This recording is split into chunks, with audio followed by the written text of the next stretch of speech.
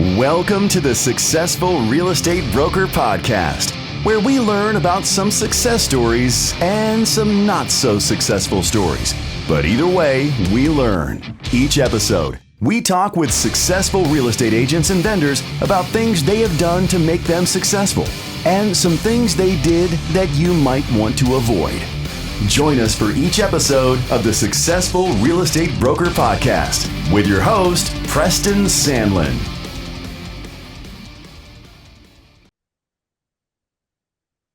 All right. So, listeners, well, I got a buddy of mine here that's a rock star here in the Charlotte region, Mr. Mario Michell. How you doing, Mario?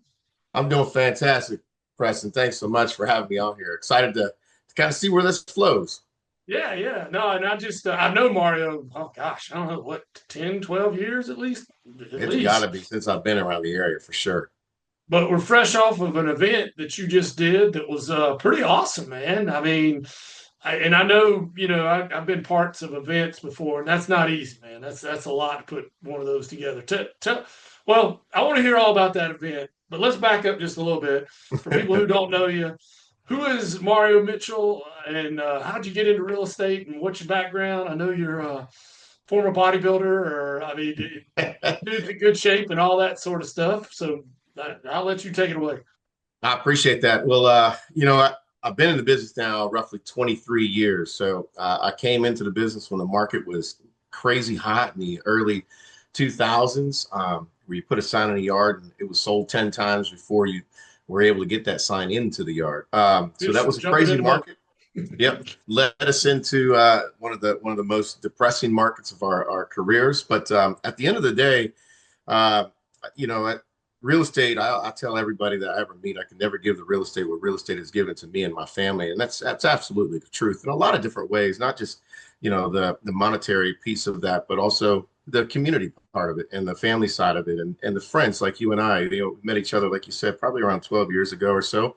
And it's not even about the business, it's about the friendship and just seeing each other and passing at the gym or things like that. That's the neat part of real estate, is truly being invested in and involved in a lot of different people's families, which has grown my strength and my web, if you will, significantly. So to answer your shorten the answer there to your question, 23 years in the business. And I started in the Northern Virginia, DC area.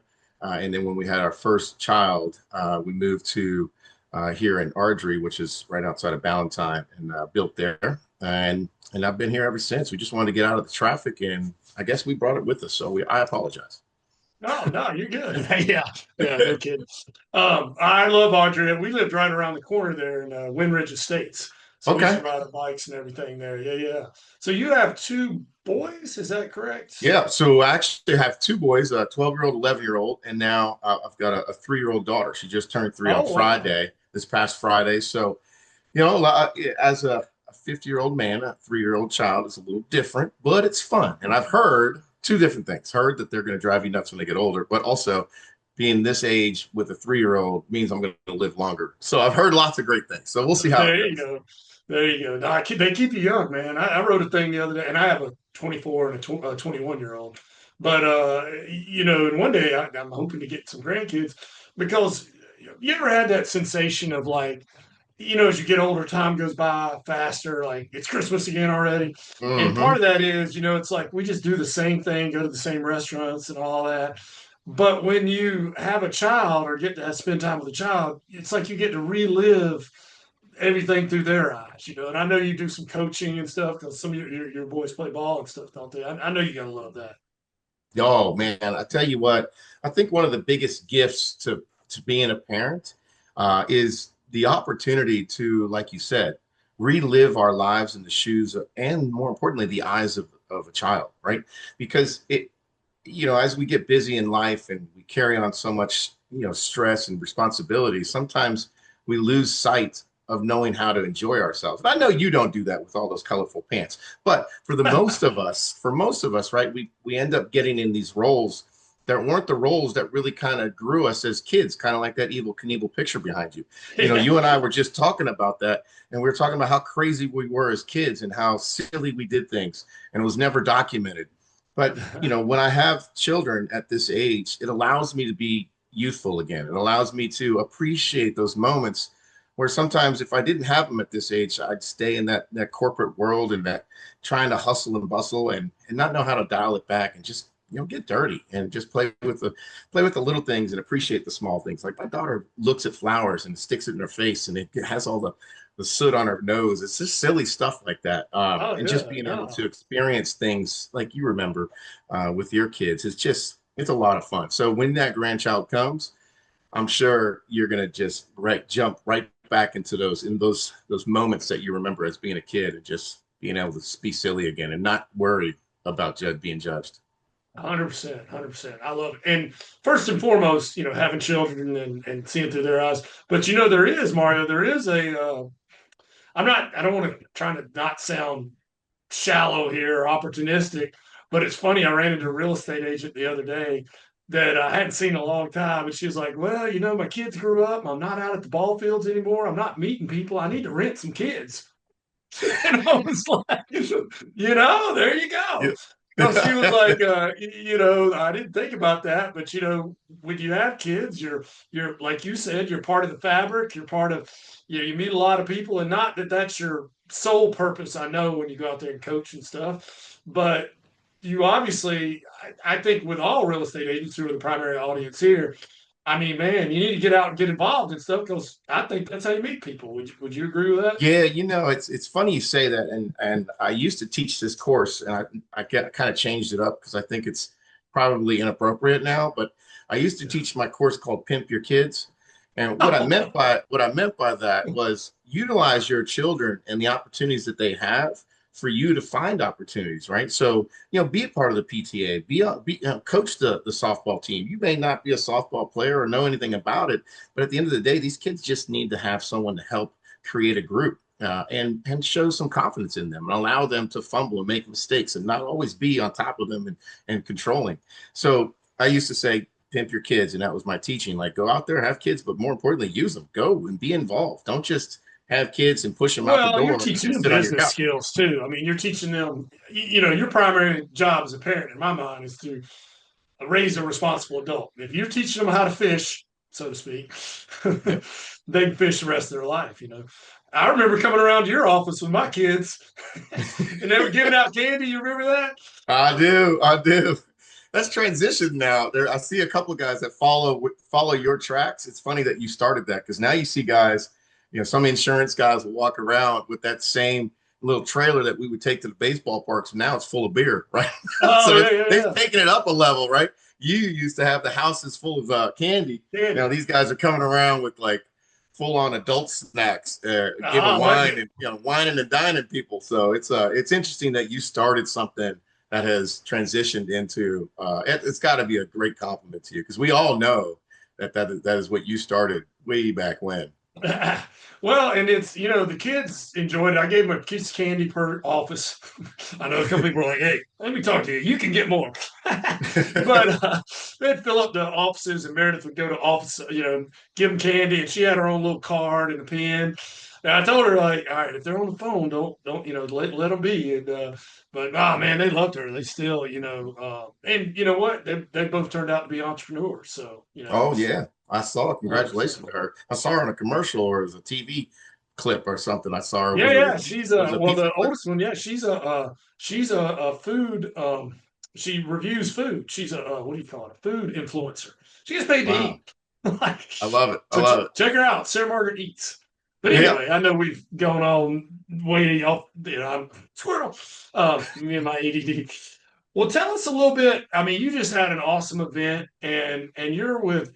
I hope I'm saying this right now. Energy, ENRG, and I knew you used to be with Coldwell Banker. So Yep. tell me about energy. Energy. Am I saying it? Do I say the word It's letter? energy. How It's do we? energy. It's just spelled Energy. without the extra e. Okay. Energy Realty. I want to know about that.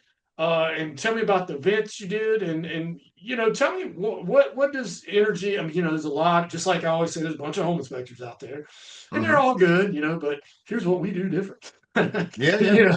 So, what does energy do different? And tell me about it.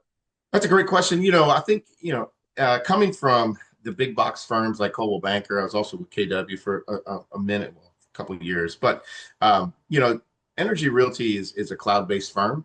And our big piece to Energy is that we're a boutique feel, right? So we want to make sure we keep that intimacy to not grow the largest firm out there and with the most headcount, but the most production count. So we really want to be a production first minded firm, where we're very complementary to the agents that we bring on, in helping with our tech stack and not having the brick and mortar like the big box firms. So we can really reinvest into the agent. So the agent experience really is second to none, if you will.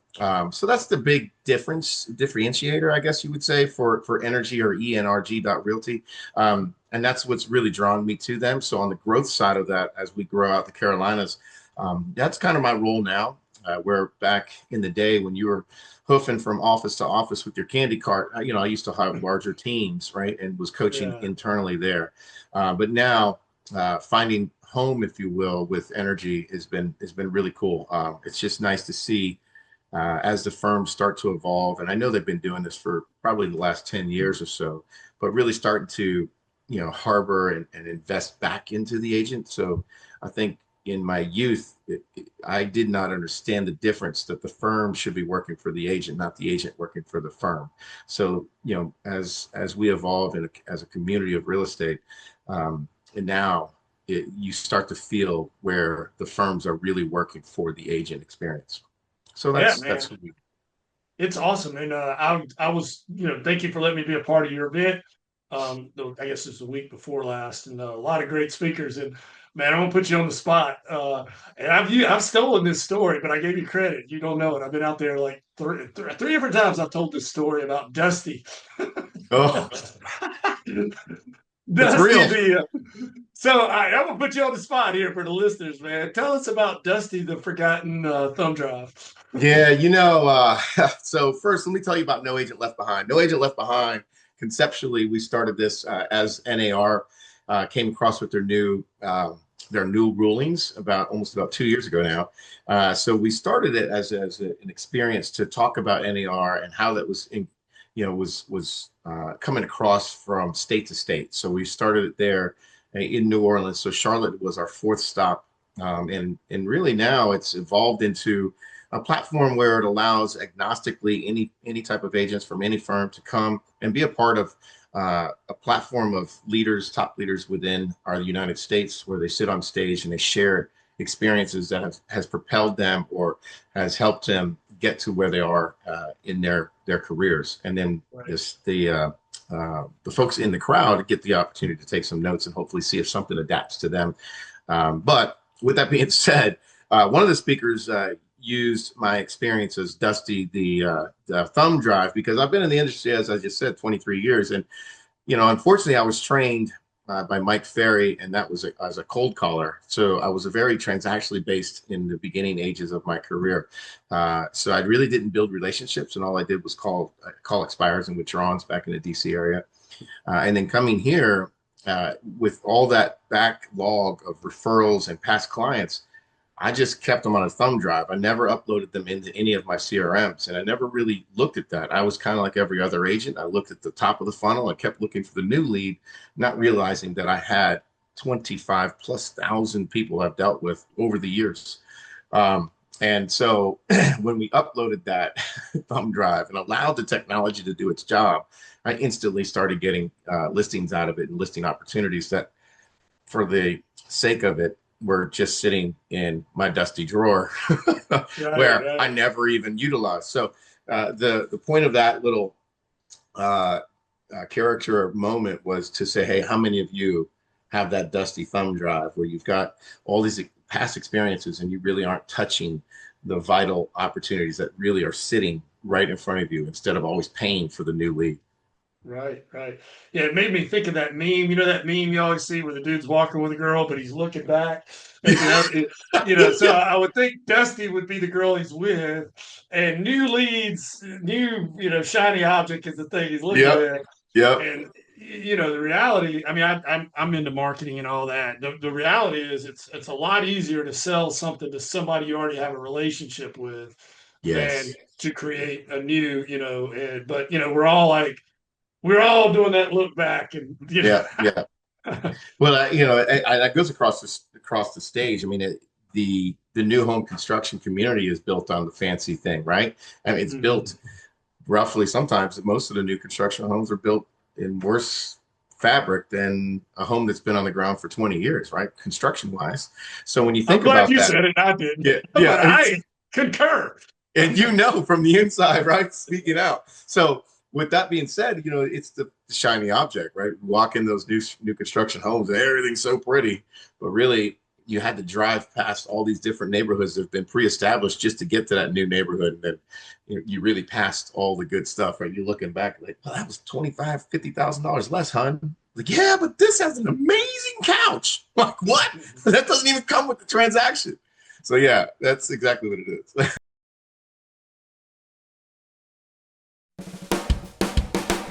Hello, I'm Bill Gallagher with Superior School of Real Estate, and I'm here with Preston Sandlin of Home Inspection Carolina.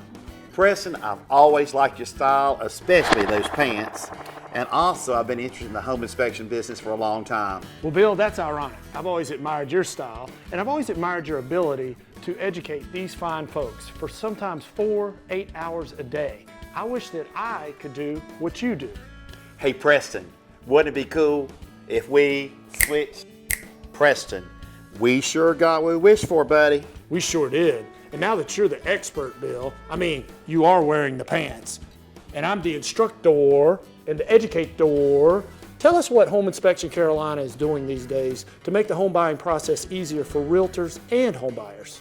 Well, Preston, all our home inspection reports now are online for the real estate agent and the client to review the report online and to be able to create a repair list basically online by either clicking repair, accept, monetary compensation, and once they prepare the request, they can then press email, text, or print right then. You mean it's all automated, Bill? Absolutely, we are high tech. Wow. What else is Home Inspection Carolina doing different these days? Well, Preston, we're training our home inspectors to be non-alarmist. We are training them to put things into perspective and to simplify the message for the homeowner. Non-alarmist is key, Bill. You remember those days of the 100-page reports and those 3-ring binders that would just go on and on and on, la la la la la la la la. Thank you for being a good non-alarmist. And Preston, one more thing. We fix the small stuff for free. Do you remember when home inspectors always put those little nitpicky items on those reports? Oh, bless their hearts. Well, at Home Inspection Carolina, if we can fix it in 5 minutes or less, we do it for free. We're better with a caulk gun than a keyboard any day. We just fix it. You mean there's no cost for this, Bill? Preston, it's free. Wow. Well, Preston, these pants really are a catch. Well, Bill, I've enjoyed wearing the suit, but I don't think I could wear it every day because I got to fix the small stuff for free, and I don't want to ruin a good suit. Preston, it's been a lot of fun flipping the switch.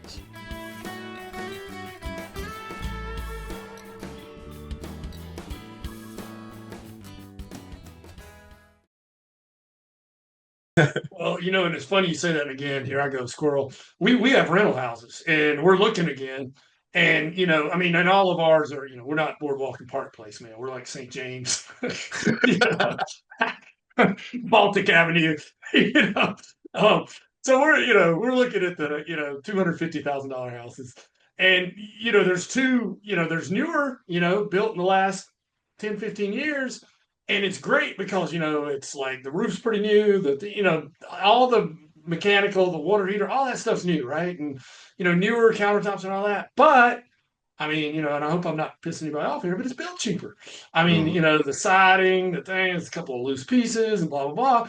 And then there's house built in the 1950s, and granted, it may not look as pretty. It looks a little dated on the outside, but go in, man, it's got hardwood floors, brick exterior, and I'm like, this thing's built like a dang tank, and it's like, which one, and you can get, there's houses in the same price range, roughly both. And you're kind of like, what it comes down to, for us is what we can get for rent. And I like to ride around the neighborhood and see what's this neighborhood look like, does everybody here work? Everybody here, nobody hanging out drinking 40s, like, That's not the neighborhood because I've been in that neighborhood and stuff gets missing and tore up. So I'm just, anyway.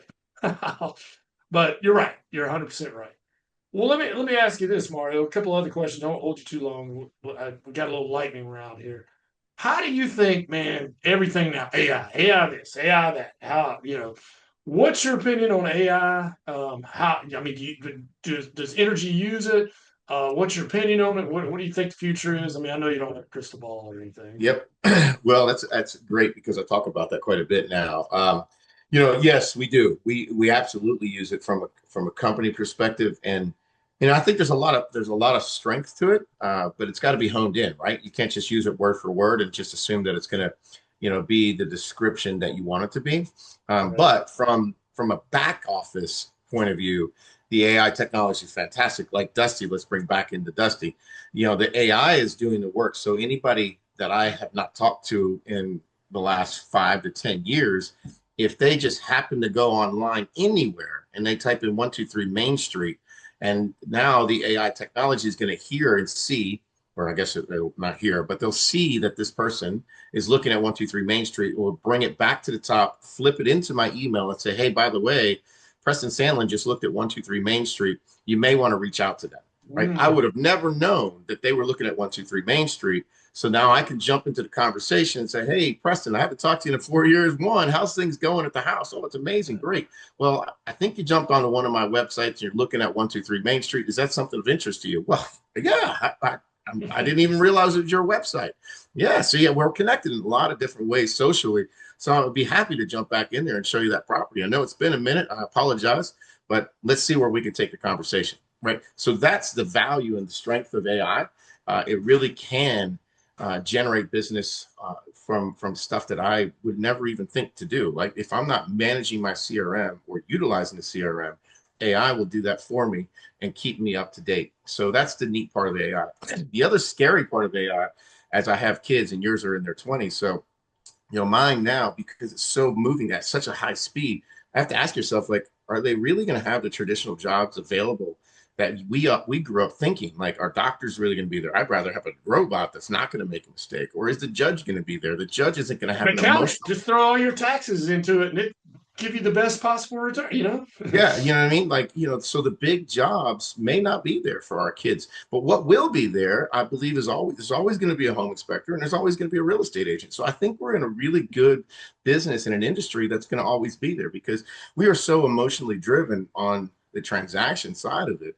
It would be almost impossible for an AI bot or a robot or whatever to be able to manage a transaction. Can they do it from the finance side of it? Possibly. Maybe we get rid of the attorneys that are doing the transactions, but the realtor that has to go door to door and be able to negotiate the contract, I think has got extensive lifespan in this business. So that's just my piece on that. I agree with you. And, let me go back to what you were saying, the relationships early on this call. Like if you were my realtor, I mean, I could get AI to do it or whatever, but I know you, I trust you. You know what I'm saying? Like, Yep. I can't imagine AI could ever replace, AI didn't play golf with me. AI didn't, see me pulling the boat out at the lake and getting to put plug in. That's what I saw you down there. That sort of thing. I don't know. There's certain things I think like that are still personal is going to matter. I don't know that maybe I'm wishful thinking. No, you're absolutely right, and that's what we talk about. I mean, the relationship part of this is huge because it comes down to trust and the emotion side of it. But for me, I would probably feel more comfortable knowing that a robot is doing my surgery on my heart than a doctor that may not have the sleep, or maybe a doctor had an argument with their spouse. Maybe they twinge a little bit while they're doing that, right? And the factor of mistake is a little bit more when it's a human involved versus a robot that's really just black and white. I'm here to do this, I'm here to do that, and I'm out of here. So that may be, I don't know what the future looks like, but I know it's moving so fast, and I'm a little bit concerned for my kids. Like, I can't really say, hey, better look at being a lawyer or a doctor, the typical ones that we always tell them. Now it's, you better figure out YouTube. That 7-year-old next door is making 3 times what I make. Like, get the work. those robot vacuum videos. It's or that Blippi. You ever seen Blippi? That guy's Yeah, fucking killer. exactly. He's worth like $100 million. Man, You could be Blippy. All you gotta do is put on your glasses. I know that guy's killed with a little bow tie. Like that guy's making how much? But anyway, well, one Yeah. last question here, then we'll go to lightning round and time. All right, so Mario, you've done a bunch of coaching, and you coach a lot of agents, and I sponsor a lot of new agent orientations. And what I've noticed, I mean, over the years, I can almost like if I went to sponsor a new agent orientation today, I said I don't know who they are, but there's going to be 5 superstars in this group. You know, about 80, 90. And there's going to be, just playing the numbers, there's going to be 5 just all out freaking rock stars in here. There's going to be about 25 that are going to do pretty good. And there's probably going to be 30 or so that are just going to wash out. I mean, it's a tough business. Yeah. And I've always tried to figure out, like, what is the ingredient with those 5 rock stars? I mean, is there a secret sauce or whatever? So I wanted to ask your opinion on that. You know, people come to you for coaching. And obviously, if they're seeking out coaching, they're much more likely towards the rock star than the washout side. But what's your theory? Is there a secret sauce? Is there what? What makes them different?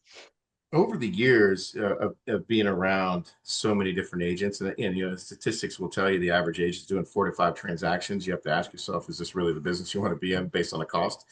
You have to make more money at McDonald's. But for those of us that stick at the top, the 20 percenters, right? So those 20 percenters, what I've seen over the years are the ones that have the most discipline. It's not the largest goals. It's the ones that are really disciplined in the activities that they're willing to do, right? And that are willing to take an extra step outside of the comfort zone to try something new. Not just like, well, I'm not cold calling, or I'm not doing this, or I'm not door knocking. But give it a shot. It may be something that's going to actually propel your business to the next level. So those that are willing to step out of their comfort zone and try something new until it hits, or more importantly, be in rooms like you were with No Agent that want to continue to grow. We all need to grow. I don't know everything. I never will. Oh, yeah. And that's the beauty of our existence. And you having these podcasts is to learn off of each other, right? And take little nuggets from each other as we continue through our lifespan. And those agents that really want to be inside of those types of rooms, no matter what type of level of production they're at, are, in my opinion, the ones with the best discipline and the best activities that will get to whatever goals they set and beyond. Awesome. All right, let's go to lightning round. So I'm going to give you 2 things. It's called this or that, and All right. you tell me like out of the 2, which you prefer, dog or cat? Dog. Michael or LeBron? It's got to be Mike. Yeah, same. Phone call or text? Text. Cardio or weights? I like to make phone calls, but text is faster to respond. Yes. Yeah, you got time to think about what you're gonna say. Yeah. Cardio or weights? Weights. Weights. I need to do cardio. Yeah, same. iOS or Android? I'm on iPhone now. Yes. I'm iOS, man. I'm the only one in my family. I mean, I'm an Android. Sorry. Yeah, you're Android. Wow. Yeah, man, I'm an Android guy. Well, all right. I have to tell you this quick story. I was iPhone up till iPhone 6, and when it took away the phone jack, it ticked me off, man. Because I'm like, I don't want to have to buy those things that I got to charge. That'd be another thing. I was like, I like just the jack, where I could just put in the things. So I went to Android. Of course, now I got to have the earphones with this. But I will say this. iPhone works better as far as software, but you can get more phone for the money with Android as far as like megapixels. I heard, now I know we're going off on the squirrel thing again, but Warren Buffett said something very, very awesome not too long ago. And he said it's a funny world we live in where so many of us are so attracted to the new technology of the iPhone. But if you would just, instead of paying $1,100 for that phone and bought $1,100 worth of Apple stock 14 years ago at iOS 1, right, where would you be today? Why not own a portion of the company versus a stupid phone that keeps coming out every 2 months? Right? A gazillionaire, man. And I was like, dadgummit, Warren, stop talking. Because he's got a flip phone. You know what I mean? Does he really? He still lives in the home he lived in when he was a kid. Oh, yeah. He doesn't like a care three about bedroom. He's a quad billionaire, doesn't care about all the fancy stuff. He knows that he's going to invest in things that are going to make him money, not things that are depreciating assets like a cell phone. You know what I mean? And he still 100%. drives his old car. Everything that's depreciating, he doesn't touch. He only touches things that appreciates. So, anyways, on No, to the no, next. 100%. I tell my kids. I mean, I'm not as obviously the Oracle of Omaha. I'm not not that level, but I tell them never borrow money on things that depreciate. That borrow money for a house, borrow money for things that build your business, make you more money, but don't borrow money for cars.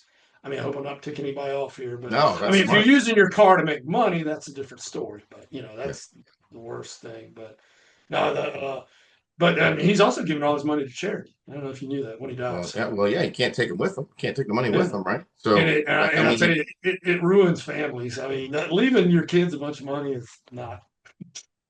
well, now you shouldn't have said that because your daughter's like, what? What? Hopefully, she doesn't listen to this podcast. All right, so big party or small gatherings? I like small. Yeah, me too. Beach or mountains? I'm beach. Grew All up in right. San Diego. Oh yeah, that's right. I think you're old enough for this. Ginger or Marianne? Ginger was more fun. I'm glad you're old enough. I've done this podcast. People are like, who? What? Gilligan's Island, man. Do you ever watch that? Let's see. Iced coffee or hot coffee? I'm hot. Let's see. Beach or mountains? Well, you already answered that. Beach. Oh, that's right. Sorry. Book or ebook? Like a physical book. I am an old school book, but it helps me sleep. Right. What's worse to do, laundry or dishes? Dishes. Tennis shoes or flip flops? Oh, I'm a tennis shoe guy. Love tennis shoes. Car or truck? You got a Bronco, don't you? I'm truck. Yeah. Sure. Yeah. Same, Yep. same. And the last one, toilet paper over or under? Like, beard or the I'm under. I'm under. Under, really? Yeah. Well, because I saw this thing. This is so crazy. I don't know why we're talking about this, but I saw this thing where there's this gnarly spider underneath the flap of that thing. So when they pulled it out, they had no idea of the paper, right? Under, Oh, that spider's exposed, right? there you go. I'm under for life. There you go. Well, I've never thought about that. That's true. I've had a couple people say under because when it's over, if they have cats, the cats will just unwind the whole thing. And 3-year-olds. Yeah, true. Very true. Well, before we let go here, let me ask you this, Mario. What are you reading, or what book would you recommend, or what's some of the best books you've been, or podcast, or whatever? What would you, if you got a couple to throw out there? I'd love to hear. You're obviously Yeah. successful. There's a couple that I'll throw right now. And I love Green Lights by Matthew McConaughey. I thought that's just a really good book. I mean, I can read that over or listen to it over and over again, especially when I'm working out sometimes. And then Let Them has been a good read that I've really started to take to. I'm kind of hesitant to read books that are written by females just because I want to hear it from the male perspective. But this book it kind of hits on a lot of levels. And it's probably things that we have done on our past. It just didn't tag it like Let Them, right? But it's a really significant book. I think it's really great for anybody in this industry because we're so overwhelmed by so many different caps that we're wearing to be able to just say, let them, Yeah. It is what it is. What's her name? Mel Robbins? Mel Robbins. Yeah. Mel Robbins. I tell you, if you like that too, Mario, there a lot of her stuff. I mean, it's. I'm not throwing shade on her at all. She's good. It's a lot of like Stoic stuff. You ever exactly. read Stoicism? But I mean, she brings it more modern, and I'm not taking away from that stuff. But it's fun. And my family, like, we listened to it on a road trip, and they're all like, "This is the greatest book I ever read." And I was like, "This is stuff I've been telling y'all forever." Y'all laughed at me because Greek dudes that were like 2,000 years old. Yep. That's what I said. I mean, it's interesting because it's all stuff that we've been saying all our lives, but to have it reintroduced to us, it's just interesting the way it reads. And obviously it's got a following. So yeah, it's basically like, and for anybody who's listening, I mean, definitely get it, listen, read, but I mean, it's the biggest Stoic principle is, you can divide everything in life up to things you can control and things you can't. And we have so much heartache because we don't know, like if something you can't control, you can't worry about it. You just got to let it go, Yeah. let them. Just let it go. Yeah. Man, Because I you spend a appreciate lot this. of time and energy and it's just a waste. Yeah. To wear you out. And I think that's a lot of us stay in that space, which is where you get the word burnout, right? Oh, Because you're trying to 100%. I control so mean, many things that are out of your control instead of yeah, focusing on the just activities that you should be doing. I can't tell you how many times in the meeting, our company meeting, I'm like, control the things we can control. That's the only thing I don't like language. All that stuff we can't control. But anyway, well, Mario, it's been great, brother. And how can people, if they're interested in energy or following you or coaching, how can they get in touch with you, follow you, like you, whatever the kids do these Yeah, days? so all of my social media handles are at Mario Mitchell CSO. And that's my social handle. And then, call me. That's the best way, the easiest way. Like I said, I like the phone, but you can also text me and I'll respond 704-284-8057. I am no longer a secret agent, so I'm wide open. Let me know what's Awesome. going And on. what's your handle? Is your handle on Instagram, Facebook? It's just Mario Mitchell or what? Mario Mitchell CSO Okay, for all and it is handles. Mario, right? I always thought it was Mario, but that one guy got up, but I think he's from New York somewhere. Nothing against that, but he kept calling you Mario, and I was like, "What? Have I been saying it wrong the whole It's time?" definitely Mario is definitely the way, but I get a lot of Mario and I get a lot of mail Maria. So, it is what it is. No, I think maybe in New York, that's kind of a New Yorker. I mean, I'm It is. no shade on New Yorkers, but I was like, "Hey, it's my friend Mario," and I was like, "Have I been saying it wrong the whole time?" But Yeah. anyway. Awesome. All right, brother. Well, thanks for being on here. And man, I'm sure I'll catch you at an event or something, and I'll owe you a beer or six. Hey, man, let's do it, Preston. Thank you so much, brother. Good. You've been listening to the Successful Real Estate Broker Podcast with your host, Preston Sandlin. Join us on the next episode where we'll be talking to a successful agent or vendor about the right things to do and the wrong things you should avoid. Join us on the next episode of the Successful Real Estate Broker Podcast.